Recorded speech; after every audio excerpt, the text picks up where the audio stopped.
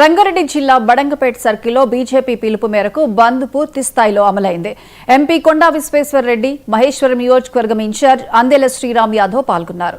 కాంగ్రెస్ ప్రభుత్వం ప్రాంత సమస్యలను పక్కన పెట్టి ఓ వర్గం మెప్పు కోసం బడంగపేటను చార్మినార్ జోన్లో విలీనం చేయడం కుట్రపూరిత నిర్ణయమని ఎంపీ విశ్వేశ్వర్ రెడ్డి ఆరోపించారు.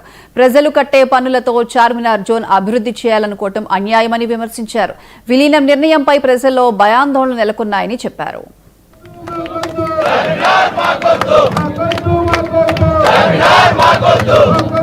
ముఖ్యమంత్రి కూడా స్టేట్మెంట్ చేసిండ్రు.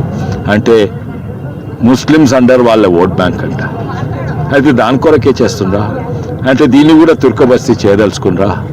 ఇదే కాక ఇక్కడ మొత్తం యావత్ భారతదేశంలో ఇక్కడి నుంచి వెస్ట్ బెంగాల్కి వస్తే సరిపోయింది, పక్కకే ఉంటుంది, అస్సాంకి వచ్చినా పర్వాలేదు, కానీ 1000 కిలోమీటర్లు ఇచ్చిపెట్టి ఆ బర్మా బంగ్లాదేశ్ వాళ్ళు హైదరాబాద్కి ఎందుకు వస్తుండ్రు? వాళ్ళని ప్రోత్సహించేది ఎవరు? వాళ్ళని ఎంకరేజ్ చేసేది ఎవరు? వాళ్ళు పోషించేటోళ్ళు పెంపేటోళ్ళు ఎవరు? మీరే కాంగ్రెస్ పార్టీ కాదా? నిన్ననే నేషనల్ న్యూస్లో వచ్చింది, వాళ్ళు 30,000 మందిని పట్టుకున్నట్ట. కానీ 30,000 మంది కాదు, 3 లక్షల కంటే ఎక్కువ రోహింగ్యాలు బంగ్లాదేశ్లు ఇక్కడ ఉన్నారు.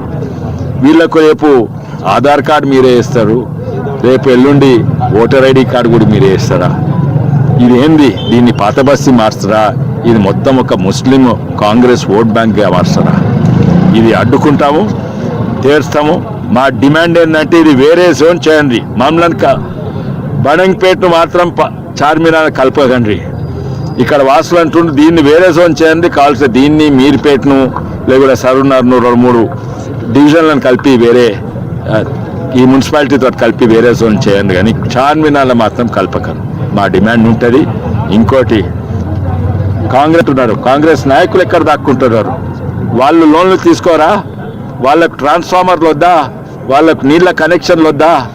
ఎందుకు మీరెందుకు దాక్కుంటున్నారు? రాజకీయాల కొరక? ప్రాంతాన్ని చూడండి, ప్రాంత ప్రజల బాధలు చూడండి. ముఖ్యమంత్రి గారికి అదే విజ్ఞప్తి ఏంటంటే దీన్ని ఎట్టి పరిస్థితులు కలపొద్దు. మా డిమాండ్ అట్లే ఉంటుంది.